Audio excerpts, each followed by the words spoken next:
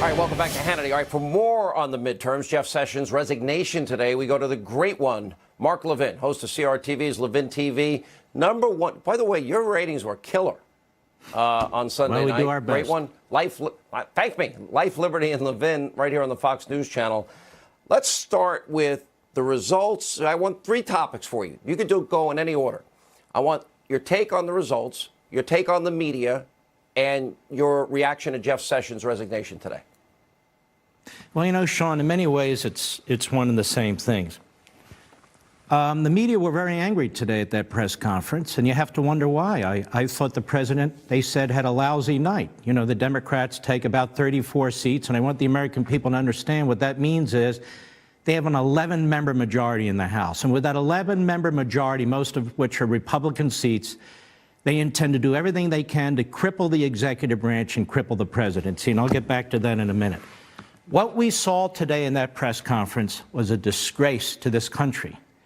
Imagine the world watching what took place there. These kamikaze journalists, obviously in a coordinated attack on this president, they're trying to cripple this presidency. They are trying to sabotage this presidency. It's not going to work, but that's what they're doing. They are furious that this blue wave was a blue tinkle last night, because that's all it was. And they've been talking about blue wave. They've been beating down this president, beating down the Republican Party, beating down these candidates. They pull out their racist tool to use, their white supremacy tool to use. They pull out their Nazi tool to use, their Hitler tool to use. They tried everything they could. You can't tell the difference between the Democrat talking points and the media in this country, because in many respects, they're one and the same thing. Survey after survey over the decades have shown us that most in the media are liberal. Most live and operate on the eastern seaboard and the western seaboard. Well, look what's going to happen now in the House of Representatives. Look at the diversity of Marxists and Leninists, pretty much. The Finance Committee, Maxine Waters, L.A. The, the House Oversight Committee, Gerald Nadler, Manhattan. The House Intelligence Committee, Adam Schiff, L.A. Elijah Cummings, heading the Oversight Committee as well. He will be from where? Baltimore. And then, of course, you have Nancy Pelosi, San Francisco. So over here and over here. What about the middle of the country and the rest of the country? They're not going to be represented because the Democrat Party is controlled by these hardcore leftists. I am sick and tired of these media types trying to hijack these press conferences. These press conferences are for the American people. CNN, you don't even have an audience. It's not for you. It's not for MSNBC. And it's not for every harebrained, malcontent, miscreant Democrat liberal dressed up as a journalist. You know, we have standards in this country for doctors, for lawyers, for truck drivers, for plumbers, for electricians. What are the standards for journalists? Fake Tapper. Fake Tapper was a spokesman for a Democrat congresswoman. Then he was a spokesman for handgun controlling. Now he's a journalist.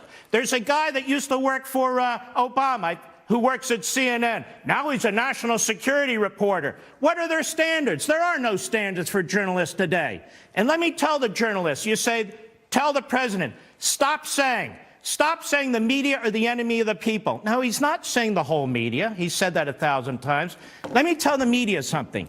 The president isn't the enemy of the people either. And you should stop your campaign of trying to cripple him and destroy him. They're upset because there was no blue wave. They're upset they lost in 2016. They're upset they lost in 2018. And guess what? They're going to lose in 2022. Now, as for Sessions, it's a constitutional crisis, don't you know? What's a constitutional crisis? The president got rid of a cabinet secretary, the attorney general. He's only been telling us this for 10 months, what he plans to do. It's like the Saturday Night Massacre. They drag out John Dean, the guy that doesn't even have a law license anymore, the guy who served time, as I seem to recall, through Watergate. Now he's a contributor to one of CNN or MSNBC. There's an authority. And what does he say? It's like the president's plotting to kill somebody, a murder. Well, so he gets rid of Sessions. What? So what happens? He has an acting attorney general. Then I hear these so-called experts say, he can't do that. There's a rule of succession. Of course he can do that. Moreover, they say, it's like the Saturday Night Massacre. How? Did he fire Mueller? Did he order the attorney general to fire Mueller? Did he order the deputy attorney general to fire Mueller? He hasn't ordered anyone to do anything to Mueller. Mueller's still, roaming the countryside looking for people to prosecute and challenge and so forth and so on. Nothing's happened. But Schumer's there. I think we have a constitutional crisis. Let me tell you something. This is an important point. I have said that the appointment of Mueller is unconstitutional. It violates the Appointments Clause. And Schumer proves my point every day. You know why?